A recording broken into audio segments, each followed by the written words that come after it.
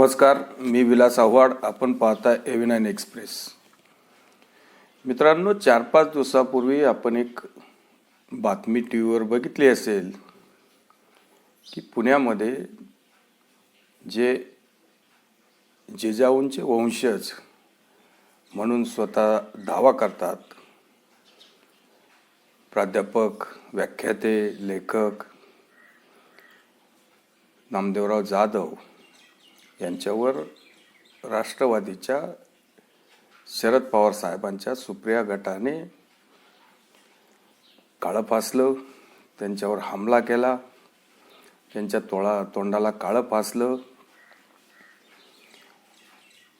त्यांच्याबरोबर आता त्यांनी ज्या पद्धतीचे व्हिडिओ समोर आणलेत तेव्हापासून राज्य सरकारने त्यांना एक शिपाई, पोलीस शिपाई बरोबर दिलेला आहे. तो नेहमी त्यांच्या बरोबर असतो. त्यामुळं या राष्ट्रवादीच्या सुप्रियाताईंच्या गटाच्या या कार्यकर्त्यांनी, समर्थकांनी त्यांना ते जेव्हा कुठल्या तरी कार्यक्रमाला, व्याख्यानाला जात होते, अशा वेळेस या लोकांनी त्यांना घेरलं, तोंडाला काळं फासलं. शरद पवारांच्या आगे बढो, साथ दो, या सगळ्या घोषणा पण आपण ऐकल्या. आणि शरद पवारांच्या नादी लागू नका, शरद पवारांना अशा प्रकारे बदनाम करण्याची तुमची हिंमत तरी कशी होते, किंवा जे आमच्या नादी लागू नका, याद राखा, यापुढे अशा पद्धतीचे व्हिडिओ बनवले तर, हे सगळे प्रकार आपण त्याच्यामध्ये ऐकलेत. तो एकमेव पोलीस कर्मचारी होता, त्याने नामदेवराव जाधवांचा कसाबसा बचाव केला. पोलिसाला सुद्धा या समर्थकांनी थोड्याफार प्रमाणात फटके दिले असतील, त्याला सुद्धा काळं फासलं असेल, हे सुद्धा त्याच्यात दिसतंय. आणि हा प्रकार मीडियामध्ये आपण बघितला. हे सांगण्याचा उद्देश आपला असा आहे की ज्या प्रकारे नामदेवराव जाधवांनी आपल्या व्हिडिओद्वारे, आपल्या कथनाद्वारे देशाचे जाणते राजे, देशाचे ज्येष्ठ नेते आदरणीय शरद पवारांवर गंभीर असे आरोप केले होते की मराठा समाजाचं जे आरक्षणाचं जे काही वाटोळं केले, ते एकमेव नेते आहेत शरदचंद्रजी पवार. आणि त्यांनी त्याचा पाडा अगदी त्यांच्या शब्दामध्ये अतिशय सविस्तर, इत्थंभूत माहिती त्यांनी त्याच्यामध्ये आपल्या 2-4 प्रकारच्या व्हिडिओमध्ये त्यांनी ती दिली.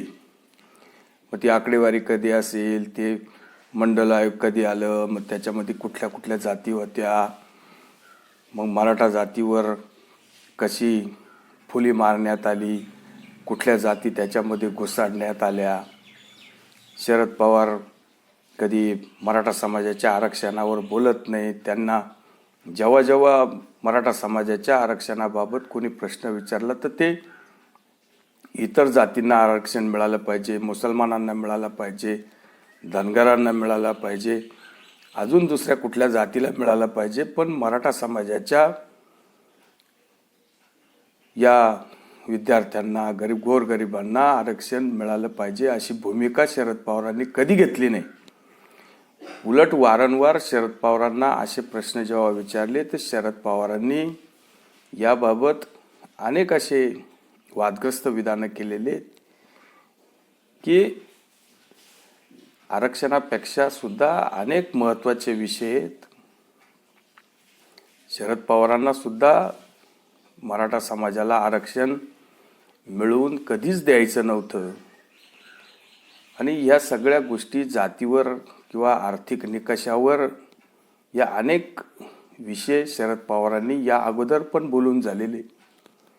सुप्रियाताईंना पण कधीतरी कुणीतरी विचारलं आरक्षणावर, त्यांनी सुद्धा आघाडीच्या काळामध्ये अशा प्रकारचं जे शरद पवार सुद्धा बोलतात त्याच प्रकारचं विधान सुप्रियाताईंनी केलं होतं की मराठा आरक्षणापेक्षा सुद्धा राज्यामध्ये अनेक महत्त्वाचे प्रश्न आहे. म्हणजे त्यांच्या दृष्टीने, सुप्रियाताईंच्या दृष्टीने किंवा शरद पवारांच्या दृष्टीने मराठा समाजाच्या आरक्षणाचा मुद्दा हा महत्त्वाचा नव्हता. बाकीचे ज्या काय गोष्टी आहेत त्या महत्त्वाच्या होत्या. मराठा समाजाच्या आरक्षणाच्या बाबतीतला प्रश्न त्यांच्या दृष्टीने तो केराची टोपलीच होता. अशा प्रकारचं जे काही त्यांचं जे स्टेटस आहे, वागणे, ह्या सगळ्या गोष्टी नामदेवरावांनी जेव्हा उघड केल्या आणि मग आपण एकतर ह्या सगळ्या नामदेवरावांच्या जे काही नामदेवरावांनी आरोप केले त्या प्रश्नांचं उत्तर आपल्याकडं आहे की नाही हे शोधण्यापेक्षा आपण नामदेवरावांच्या तोंडाला काळं फासलं पाहिजे.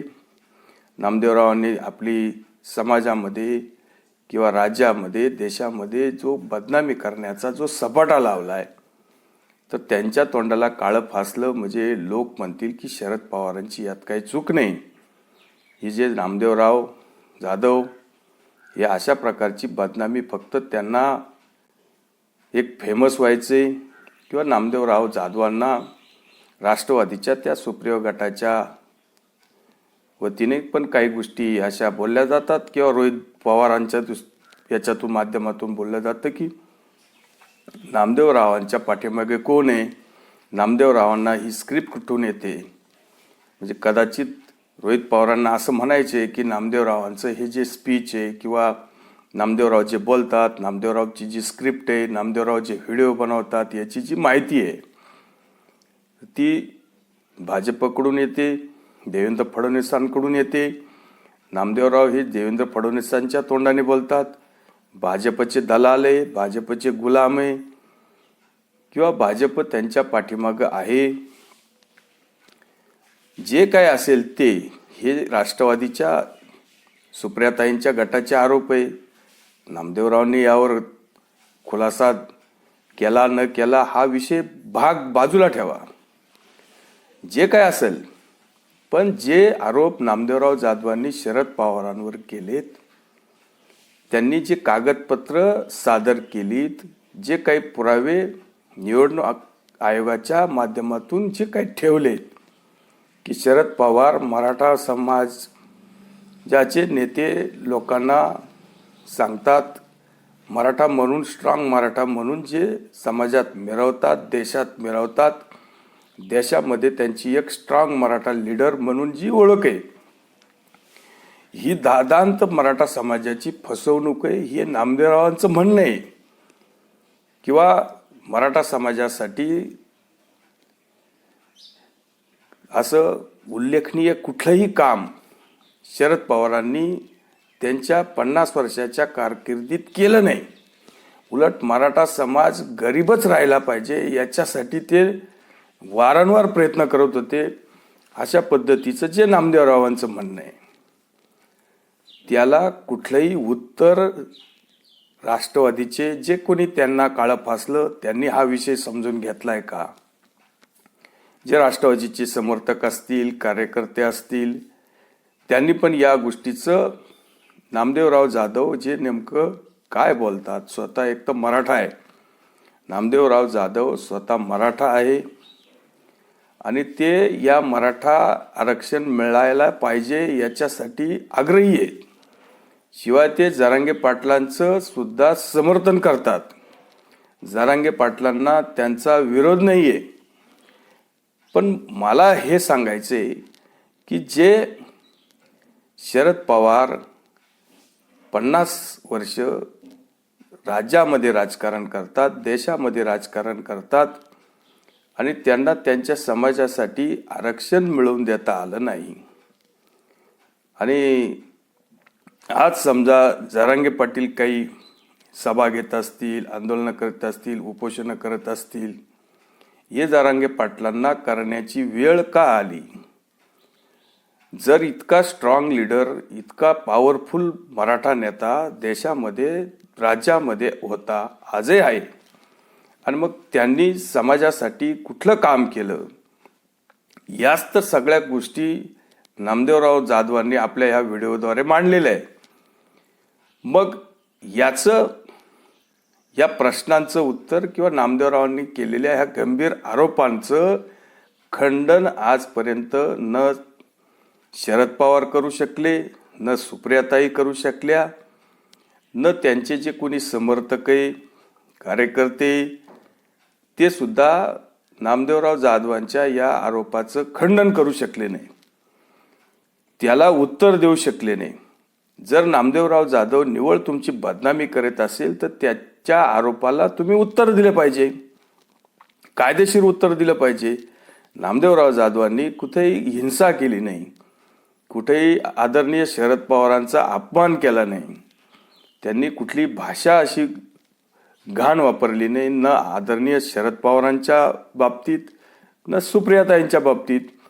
त्यांनी जे कायदेशीर प्रश्न विचारले, जे पेपर त्यांनी त्यांच्या व्हिडिओमध्ये ठेवले, जे पुरावे त्यांनी दाखवले, त्या पुराव्यांचं खंडन खरं तर पाहिलं तर राष्ट्रवादीच्या सुप्रियाताई गटाने करायला पाहिजे होतं, ते केलं नाही. मग निव्वळ नामदेवराव जाधवांच्या तोंडाला काळं फासून हा सगळा प्रश्न भेटणार आहेत का?